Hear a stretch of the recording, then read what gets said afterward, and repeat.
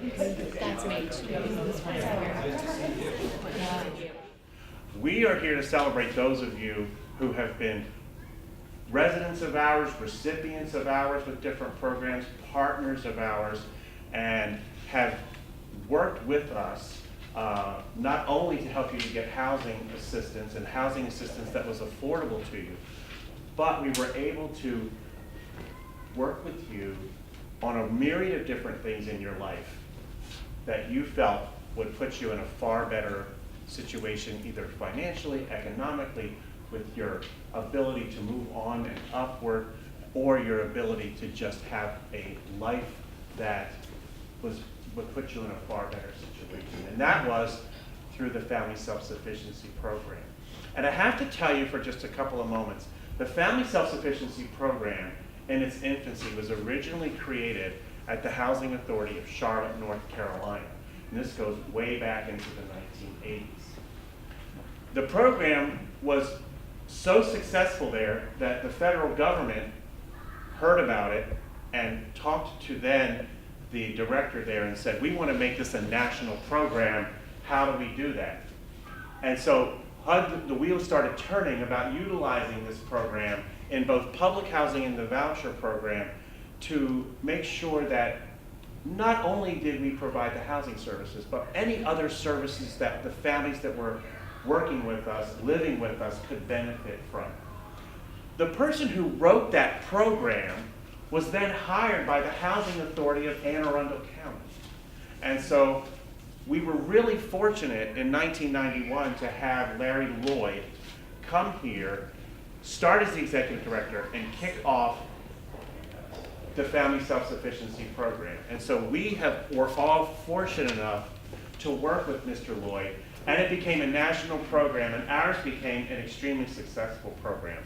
So I have to tie it all together for you because Lloyd Lane, which is out here, is named after Larry Lloyd, who originally kicked off the National Family Self-Sufficiency Program and then brought it here and allowed us to be able to work with you on all of your hopes and dreams. So it is about you tonight. And as the CEO of the Housing Commission and being here 25 years, I've seen this program flourish, and I've seen many of you move up through these systems and onward. And I hope and pray that not only will you celebrate in your triumph tonight with us, but yet you will be a spokesperson for the program for others who may also benefit from this program and be role models along with us. So with that, I'm going to turn it over to, we're very fortunate to have our county executive, Steve Shue, here tonight. Turn it over to the county executive to address. Thanks everybody for having me here this evening. I really appreciate it. And wow, does this community look great. It's so exciting to see. One of the most important duties of county government is to make sure that all of our citizens have quality housing. And when our administration came in 3 years ago, by the way, my wife has joined us. I should flag her out. That's Dania back there in the corner. Hi, Dania.